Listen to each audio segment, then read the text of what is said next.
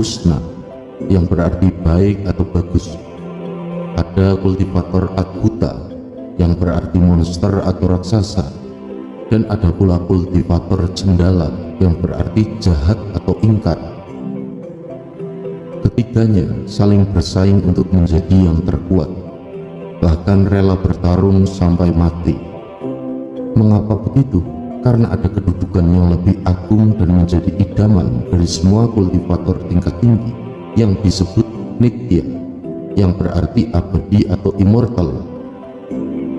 Jelas tidak mudah, sebab ujian yang harus dihadapi jauh lebih besar dari semua bentuk kultivasi, dan itu hanya untuk satu tujuan, yaitu bisa memasuki gerbang sanityasa, yang berarti keabadian atau immortality, disebut pula dengan nama kelanggengan. Sedulur-sedulurku, namun untuk bisa mendekati gerbang sanityasa, maka siapapun harus rajin berkultivasi dan berhasil melalui ke-17 bentuk kesengsaraan. Sedangkan kesulitan yang harus dihadapi tak peduli di ranah apa yang sudah dimiliki, dan memang kesulitan yang datangnya dari luar bisa teratasi dengan meningkatkan latihan dan konsentrasi. Akan tetapi kesulitan yang muncul dari dalam diri sendiri terasa jauh lebih sulit. Akan selalu ada orang yang tidak bisa melewatinya. Ia bahkan gagal sejak masih di awal-awal perjuangan. Sedulur-sedulurku, kultivasi berarti mengolah diri untuk meningkatkan kemampuan. Sedangkan kata sakti itu berasal dari bahasa Sanskerta yang berarti mampu atau kuasa berbuat sesuatu yang melampaui kodrat alam. Dalam bahasa Sanskerta pula, maka kata mandraguna, sudibya, yoni, dan prastala juga diartikan sakti. Sementara amongasiti atau amongasakti bahkan diartikan sangat sakti atau teramat sakti. Begitu pula dengan kata dik yang berarti lebih atau mumpuni, sehingga istilah dikdaya juga berarti teramat sakti atau sangat sakti. Sedangkan untuk maksud kelebihan atau kesaktian maka disebut dengan kamayan. Sungguh lengkap dan kompleksnya bahasa kuno ini. Dan pertanyaannya kini adalah, ingin menjadi sosok yang seperti apakah seseorang? Sebab masih ada dunia abadi immortal yang unik di atas dunia kultivasi, yang memiliki gambaran jangka panjang dan tidak terbatas, yang juga di luar pemahaman umum, dan itu sungguh menakjubkan. Selama dapat bertahan dengan kesabaran dan ketekunan, siapapun tidak bisa dilihat batas pencapaiannya di masa depan, dan tidak pula menutup kemungkinan bila pada akhirnya ia bisa mencapai derajat yang lebih tinggi lagi, yang disebut para mudita, yang berarti lebih luas, sangat baik dan bijaksana. Sedulur-sedulurku, pada masa lalu ada beberapa ilmu tingkat tinggi yang berhasil membuat para leluhur kita hidup abadi. Mungkin pada kesempatan yang lain akan saya rincikan mengenai Hastrayansa, Haisantara, Daivantra, Aruyas, Alvantara, Eonda, Sinmada, dan Hatta, Datran, Satran, Yatra, sehingga perlu mengubah mindset cara berpikir mengenai kehidupan dunia ini. Tidak semuanya mustahil dilakukan oleh manusia, walaupun serasa tidak mungkin. Yakinlah bahwa diri manusia itu sebenarnya adalah makhluk super yang tertidur, sehingga perlu dibangkitkan lagi, tentunya dengan cara-cara yang telah diajarkan oleh Sang Maha Pencipta kepada para utusannya. Maka dari itu, sedulur-sedulur, jangan pernah menunda untuk berkembang.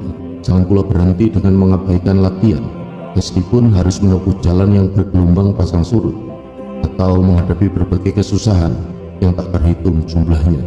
Tetaplah bertekad untuk terus maju dan menyusurinya, karena jika sudah berhasil melalui ke-17 bentuk kesengsaraan, maka barulah akan benar-benar bisa menjadi kultivator sejati dan menjelajahi alam semesta. Lalu dengan begitu jalan menuju gerbang sanityasa, keabadian, immortality itu akan muncul. Sebuah langkah baru harus dimulai sejak awal dan dengan niat yang murni. Jangan bimbang dan atau cuma angin-anginan, tidak punya pendirian saja. karena itu hanya akan menimbulkan kecelakaan dan kesia-siaan.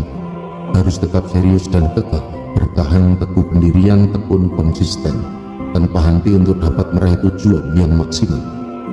Karena sekali lagi ada 17 bentuk kesengsaraan yang harus dilalui, dan itu semua tidak mudah. Adapun saya sebutkan di antaranya, yang pertama adalah durbala, ketakutan. Yang kedua adalah waswita, kecemasan atau kekhawatiran. Yang ketiga gamang, keraguan-raguan. Yang keempat duka, kesusahan, kesedihan. Yang kelima lalisa, kehilangan. Yang keenam diambaka, kesendirian, keterasingan. Yang ketujuh ranehan, ketiadaan, tiada hasilnya. Yang kedelapan germo, kepemilikan. Yang kesembilan kacopa, kemelekatan. Yang ke-10 harda, obsesi. Yang ke-11 sambega, ambisi. Yang ke-12 cintaka, angan-angan. Yang ke-13 prasti, hasrat, keinginan. Yang ke-14 mana, perasaan. Yang ke-15 tapaki, kesan-kesan. Yang ke-16 ungkara, sanjungan dan pujian. Dan yang terakhir ke-17 narawanta, popularitas. Dan ketika berhasil melampaui ke-17 bentuk kesengsaraan itu dengan baik dan bisa terbebas darinya, maka barulah seseorang dapat meraih kariswa, ketenangan yang sesungguhnya. Jika sudah mencapai kariswa, ketenangan, barulah akan merasakan kuryaswa, keheningan yang sebenarnya. Dan ketika sudah merasakan kuryaswa, keheningan itu, maka ia pun memiliki kesempatan untuk bisa menemukan hiraswa, kedamaian yang sejati. Inilah pula yang menjadi tujuan utama dalam usaha untuk menjadi kultivator abadi atau immortal. Untuk itulah sedulur-sedulurku, pada masa lalu banyak dari para leluhur kita yang berhasil mencapai santiasa. Mereka pun tidak hanya bisa hidup di bumi ini saja, tetapi dimanapun, termasuklah di dimensi lainnya. Dan ini bukanlah yang mustahil, karena sesungguhnya itu adalah anugerah yang diberikan Tuhan Yang Maha Esa, Sang Yang Aruto, kepada manusia sejak ia dilahirkan. Tinggal apakah seseorang itu mau memilih jalan tersebut, dan tentunya akan disertai dengan berbagai tantangan dan ujian yang tidak mudah. Jika berhasil melaluinya satu persatu, maka sungguh manusia itu adalah pantas menjadi Khalifatul fil ard, atau pemimpin di bumi, sekaligus Khalifatul fil alamin, pemimpin bagi seluruh alam semesta. Ke-17 bentuk kesengsaraan tersebut bukanlah satu-satunya jalan dan cara yang harus ditempuh untuk bisa mencapai sanitiasa. Tentulah ada banyak materi pelajaran, metode, dan mantra-mantra yang perlu dikuasai. Semuanya pun tidak bisa dengan cara-cara yang instan, sebab dibutuhkan kesabaran dan ketekunan istiqomah yang tinggi dalam waktu yang tidak sebentar. Demikianlah sedulur-sedulurku, sesi pesan Sakerio Piningit dalam pemaparan singkat mengenai gerbang keabadian atau immortality. Semoga berkenan dan semoga pula bermanfaat. Dan jangan lupa untuk seperti biasa bisa meninggalkan jejak-jejak diskusi di kolom komentar, tentunya dengan bahasa yang santun agar ramah segala umur. Sampai berjumpa pada wetaran-wetaran selanjutnya. Mukti Rahayu Saku Dumati.